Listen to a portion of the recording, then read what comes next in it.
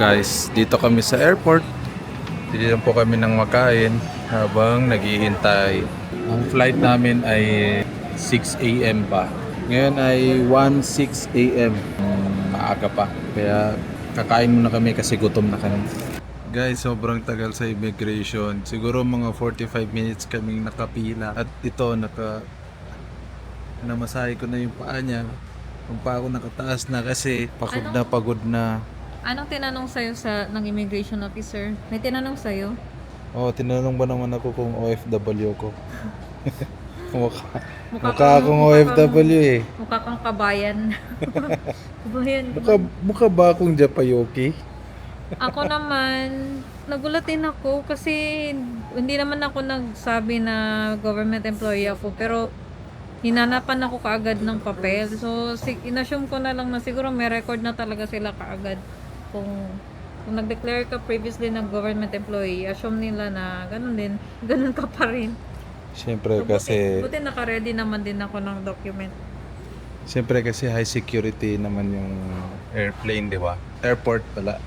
Di ba ang sa pagkakaalam ko, ang pinaka-secure na government ID is passport. So yun nga pala, pumunta kami sa lounge sa level 4 kasi meron akong free. Salamat sa Shell Asia kasi pagpagas kayo doon sa Shell Asia, yung app na Shell Asia, may points kayo doon. So ako, pag bumabiyaya ako ng malayo, ginagamit ko yung V-Power. So umabot ako ng 60 liters, nagkaroon ako ng free access sa mga lounges. Pero yun lang, it's 3:52 a.m. in the morning, then 5 a.m. pa daw mag-open yung A-Lounge. So ewan ko kung papasok pa kami dun kasi 6 a.m. naman din yung flight namin. So, yun, why not daw? Pero ako ewan ko, baka kasi 15 minutes magla-lounge ka, parang siguro coffee, pero parang bitin. Dito na kami sa airport na Japan. We just arrived around 11:20. Last na punta namin dito, may bit akong bata. Ngayon, wala akong bit-bit. Kaya medyo nakaka-stretching tayo. Pero miss na namin yung mga bata. Parang kahapon lang naman. Parang kahapon lang kaming nawala. Pero sila pa rin yung naiisip namin. See you soon, babies. Guys, maswerte tayo dito kasi may prayer room pala dito. Alhamdulillah.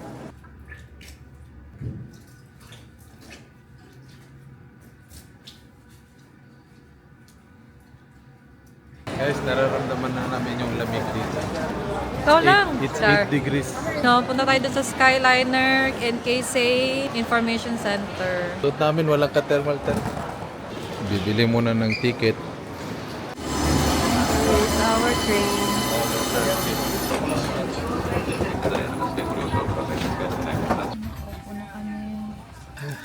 Nag-ayos pa ako ng gamit.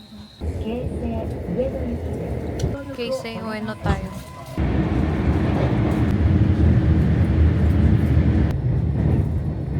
Ito yung sinakyan namin. KC Skyliner. Lamig. Wala pang heat tech. Ang tapak sa lamig. Pwede ko na lang maghawak. Naka-video na to. Nalalamig na ako. Hindi ako makasearch ng ano. Bili tayo ng Okay, 20 degrees but it feels like 3 degrees. Nanginginig ng kamay ko. Hindi na kaya. Kung ilang Okay, minutes. go. Matagal, mag-sweater tayo. Ang hotel namin ay Centurion Hotel Ueno. Ito na. Okay, lakad muna kami. Guys, pumasok muna kami sa 7-Eleven. Nanab na yung daliri ko, kamay ko. Grabe. Bibili muna kami nito. Ito. Kailangan talaga ng gloves, guys. Yung mga gloves, tsaka itong face mask, maliliit na bagay lang pero malaki yung impact niya pag mayroon ka nun. Nabasa ko sa Facebook before na yung mga locals dito, nagmamask din daw talaga sila lalo na pag winter. And in fairness, it helps. Nakikita ko na yung hotel namin. Yan o, Centurion. Grabe. Bigla akong sinipon. Yan na, ito na yung hotel namin, Centurion Hotel. So guys, dito na pala kami sa hotel, sa Century Hotel. Centurion Hotel. Kami ay nagsusot na ng heat tech kasi ayaw ko na ma-experience yung sa labas kanina. Talagang sobrang lamig. Talaga palang nafe-feel nyo yung nagnanab yung mga kamay nyo, katawan nyo, mukha nyo sa sobrang lamig. So guys, so we're back on the streets. Tingnan niyo yung Lamig ay... weather ngayon. Ayan, 4 degrees Celsius, but it feels like -1. Ako naka 3 layers lang ako. Ito yung pang 3. Then sa pants ko naka 2 layers lang. 3 layers ako sa taas. Tapos 2 layers sa baba. 3 layers okay din. So hanap kami ngayon ng makakainan.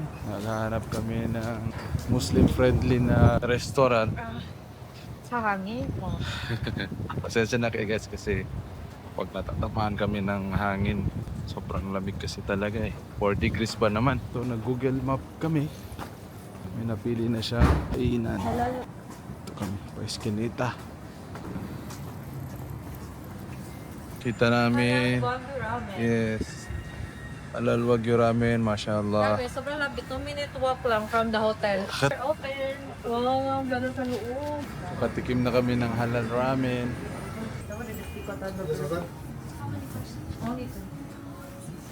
Halal Wagyu Ramen. This is the best seller. We recommend the shoyu ramen, wagyu shoyu. Shoyu. Oh, this one. Wow, yakiniku ramen. Special. So, one Wagyu spicy red. And, yeah, 3 piece. And one Wagyu yakiniku ramen. This one, single item. Yes. Guys, this is the place. This is the kitchen right here. I'm from Philippines. Yes. Oh, you have Muslim prayer room here? Yes, Mashallah. So guys, meron din silang prayer room. Ayan oh. Alhamdulillah. Guys, ang order ko is A5 Wagyu. Ang order niya is yakiniku. Wagyu yakiniku. Wagyu din pala yan. Wagyu din pala siya. Ibang tsura ng dish. So let's try the broth. Bismillah. You tell about chili.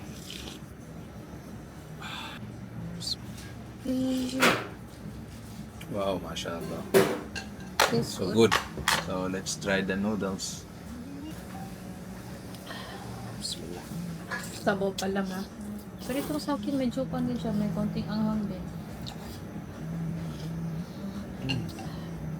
Noodles sa Pilipinas parang yung nabibili lang. So ito, Parang Yeah, yung instant. hand-pulled. yes, parang ito premium talaga yung feeling. Please bear with us. We're not a expert in food vlogging. So guys, this is Wagyu. Wow. Wow. Wagyu. Iba talaga yung lasa ng Yes, ng it's Wagyu. tender. It's tender, juicy. Mapula-pula pa siya pero yun. Masarap talaga, masarap. I can't explain. Just, it melts in your mouth. Okay, mine is halal Wagyu yakiniku ramen. So, ayan. Ang ganda ng meat niya. Oh, parang lutong-luto talaga. Kasi roasted beef siya. Bismillah. Malasa talaga pag Wagyu. No? Ito ginger. Mm. Oh, it's ginger.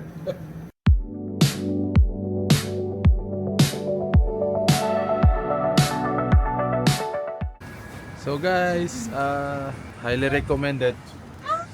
Oh, my wallet. Thank you, I forgot my wallet. So binilagay nila sa akin. Huwag ko pa sa camera. Yeah. Ay, sa video. So let's go to the other We're going destination. to... Punta kami ng Yodobashi camera kasi susubukan namin kung makakabili ba kami ng mic para sa dito sa DJI namin. Tsaka yung ano nga yung tawag dun sa ano? Yung sa ilalim? Yung dito?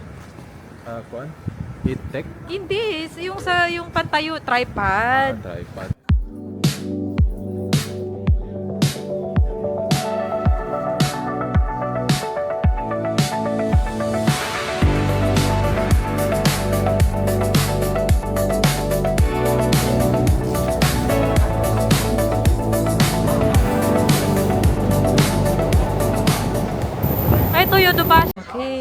kami sa 7th floor.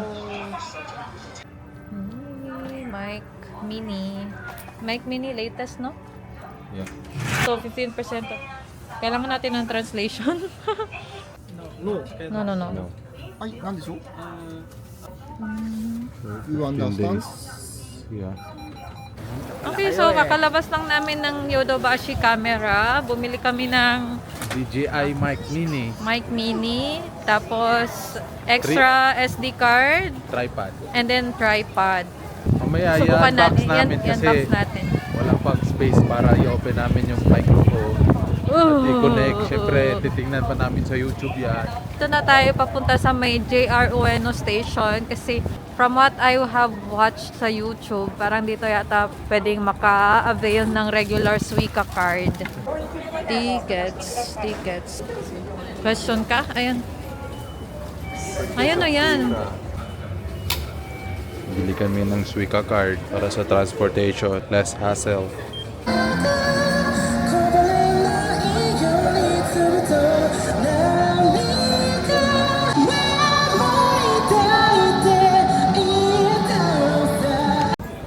White strawberry.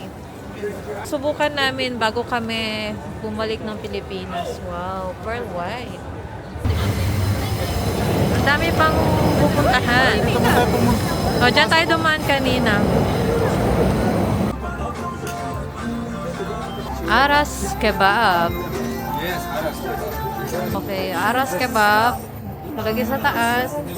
Halal. Pero silang menu na mga beer.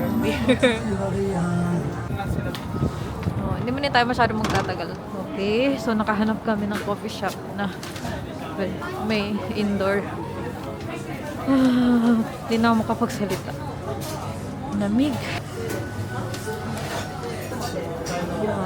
Chocolate croissant.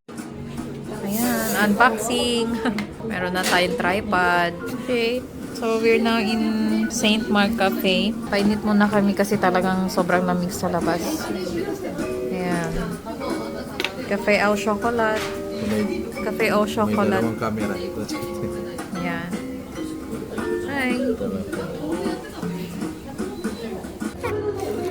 I'm unboxing it.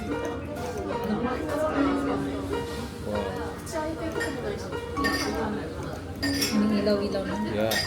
So I'll try to connect this, okay? So this is the sound that has microphone now. See? This one. So can you hear me? Of course, maybe. Guys, ito yung binili ko kanina sa shawarma. Bismillah. I ordered the mix. It has beef and chicken. Bismillah.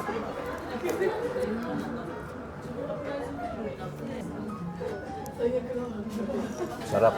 Sarap yung kebab. Anong in-order mo na type ng kebab? Ano siya? Beef? Chicken? It's mix. Pwede pala. May ganun sila. May chicken. Natawa nga ako kasi nung nagtitake, habang bumibili ka, nagtitake ako ng video ng menu nila. Tapos, natawa kasi may logo talaga na halal. Tapos sa baba may beer. Oo nga. Makang ginamin lang nila. Siyempre halal yung meat, yung pang kebab na ano. Pero sa beverages, don't expect. Sa Pilipinas, hindi ka makahanap ng ganyan ka-siksik na kebab. Kebab? Oo. Kebab man. Kebab ba yun o shawarma? Shawarma lang to. Okay, actually malaki siya. Nakakabusog talaga. Nasa magkano yan? Ilang yen? 900 yan. 900? Kasi mix na ito. Pero yung 700, may 700 yung chicken lang. Then, So, okay lang din 1,000 pala. beef. Okay lang din pala na medyo may kamahalan siya. Kasi nga, ano naman, malaki din. Siksik. Magkano ba yung 900 yan? So, Nasa 300 mga something. 300 plus. Oh. 900. Kasi ang 1,000 yan, nasa 380 pesos, mga ganun. 337 pesos. 337 pesos. Hindi na ako nagko-convert. Pero hindi dahil May pera madi-disappoint. unlimited. Hindi dahil nadi-disappoint ako, kundi mahina ako sa math. Pagod ako mag-analyze. Hassle kasi dito, kasi pag may gloves ka, tapos nasa labas ka, kasi sobrang lamig.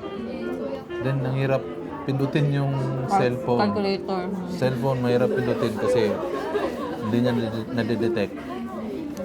So guys, this is Yeah, it's Our last video for the day, and it's been a rough day. Kasi sunod-sunod yung flight namin, kulang ng tulog. Nag-start kami ng January 19, Monday. Maaga pa lang. Monday morning, nagbiyahe pa kami papuntang Davao, Thailand. Tapos within that day, pagdating ng gabi, biyahe na naman, flight from Davao to Manila. Tapos pagdating ng madaling araw, like 2 a.m., pumila na kami sa check-in. Hanggang tuloy-tuloy na yun siya. 6 a.m. flight namin kaninang umaga na inabot kami ng pagka next day. So, 6 a.m. flight, dumating naman kami ng dito sa Narita, mag-12 noon na. So, yun. Medyo pagod talaga. Tuloy-tuloy ang biyahe. So, it's 9:52. It's 9:52 in the evening now. It's almost 10. So, after nito, Bukas After naman tayo. nito, Kikita. after nito, balik kami ng hotel. So, tomorrow, maaga na naman kami ulit kasi pupunta kami ng Fuji Kawaguchi ko. So, standby lang kayo dyan. See you Yeah. to our next video. This is to cap of the Bye. night.